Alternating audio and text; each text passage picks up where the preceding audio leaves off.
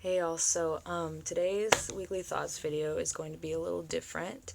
But first I just want to apologize for my voice. I just got back from a Panic at the Disco concert and it was so awesome, and I was flipping out, jumping and screaming, and I brought two of my kazoos, which security almost didn't let me bring them in, and I played them during some of the songs, so that was super fun. But this week I wanted to talk a little bit about the bystander effect. The reason for that is because I had in my psychology class, have learned about the bystander effect and things like that before. And if you're interested in this sort of thing, then you should read the book You Are Not So Smart, because it talks about a lot of this sort of thing. And we talked about the bystander effect in psychology and some real life sort of situations that have happened.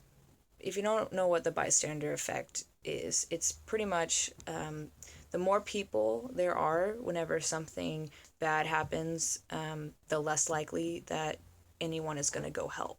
There's so many things that we learn that just kind of, I start to lose some faith in humanity, I guess. And that particular thing just, it really hurts me. It really hurts my heart, and I start to wonder if someone was in trouble, would I step in and help?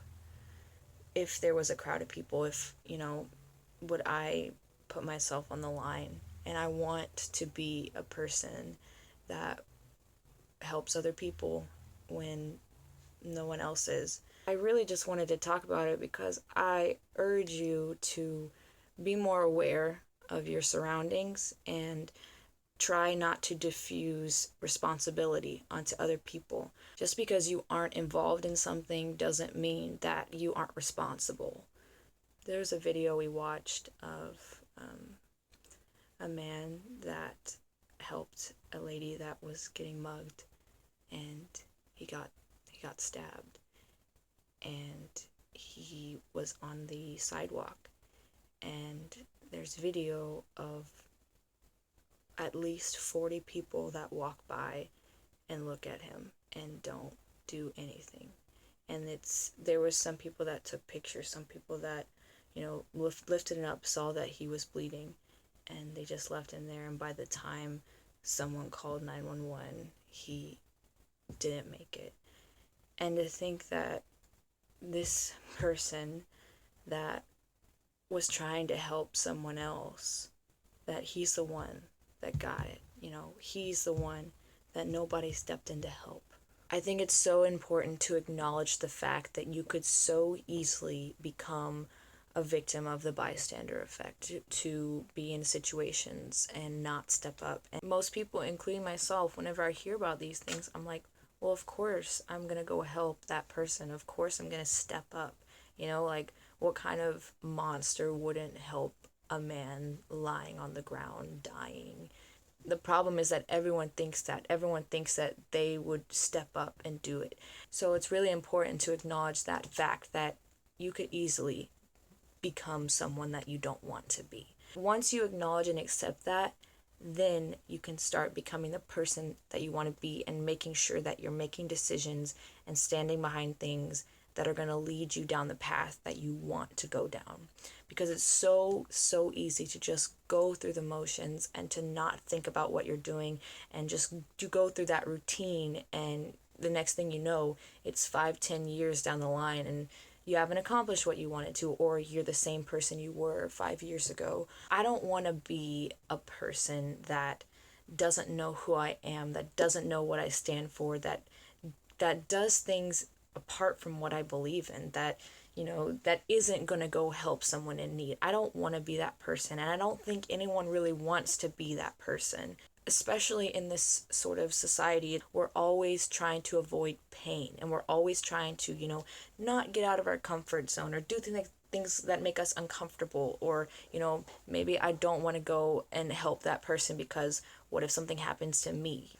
And so we end up making decisions out of fear, out of avoidance of pain that we wish we hadn't done or we never would have stood behind if we could just think about it in a different situation or about someone else. But if you can take the pain, ignite it, use it. If you can just accept the fact that life is painful, no one promises that life isn't painful or that life is fair or things like that, and use that, use it for yourself to grow, to change. Use it to change the world, to change other people, to set examples, to follow and do what you believe. Use those bad situations, use your past mistakes, use all of those things so that you won't fall into just going through the motions. Routine is good. Routine is good. But there's a difference between having a routine and just going through that routine unaware and not realizing where you are and not wanting to be in the here and now, because sometimes being in the present is really painful and we don't like pain. We're experts at avoiding pain. We don't want to be in pain. Who wants to be in pain? I don't want to be in pain.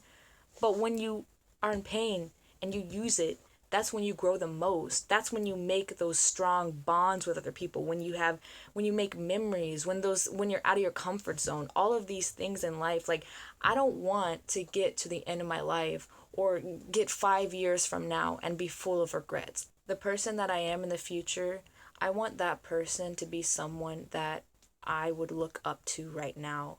I want that person to be someone that inspires me. In the end, examining these things and thinking about these things and wanting to strive to be someone better, those things are painful now, but really, in the end, it's gonna be worth it. It really is.